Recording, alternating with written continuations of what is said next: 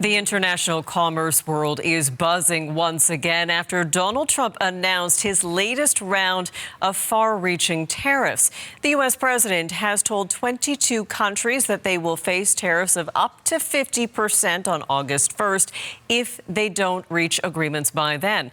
Trump also threatened to raise rates even higher if any of the countries sought to retaliate with import taxes of their own. So what could all of this mean for the web of global trade?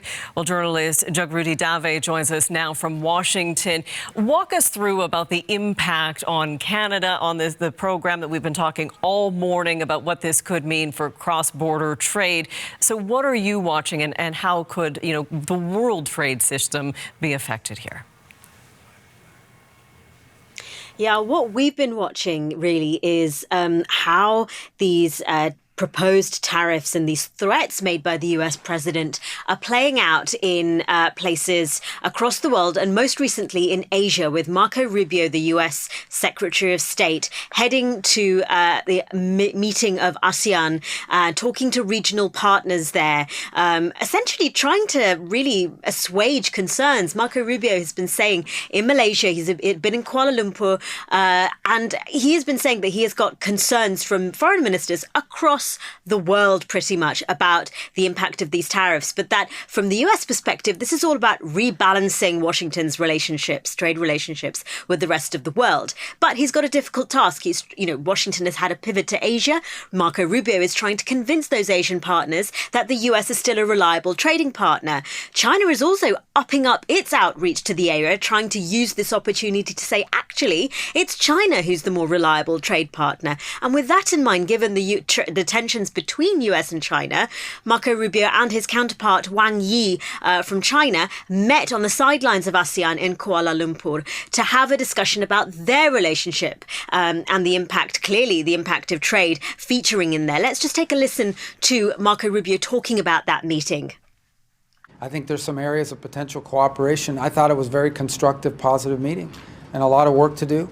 And obviously there are some issues we're going to have to work through, and that's to be expected with countries of our size and scope and influence in the world, two global powers such as the United States and China. But I thought it was a very constructive and positive meeting and gave us some things we can work on together.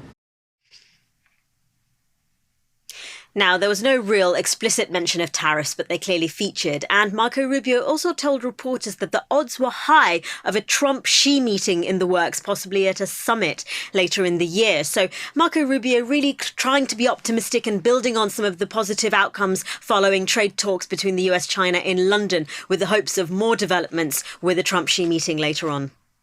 Well, what about this? The fact that Trump used special emergency powers to impose the tariff, citing a need to protect American national security. But not all lawmakers agree with that approach. Where does the White House stand on Trump's strategy there?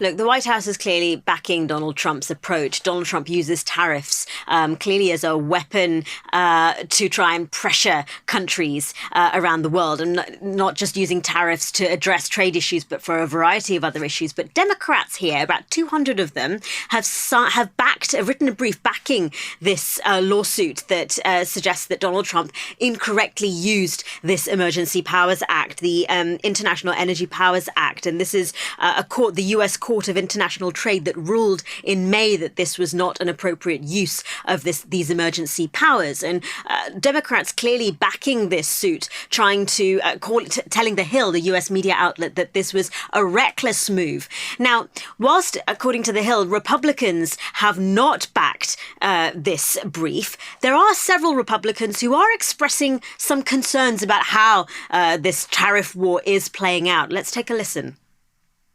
It'd be really good to get it behind us and to get some stability into what we'll be looking at for tariffs. Understand that we're still only 6 months into the administration, but we'd like to get some stability.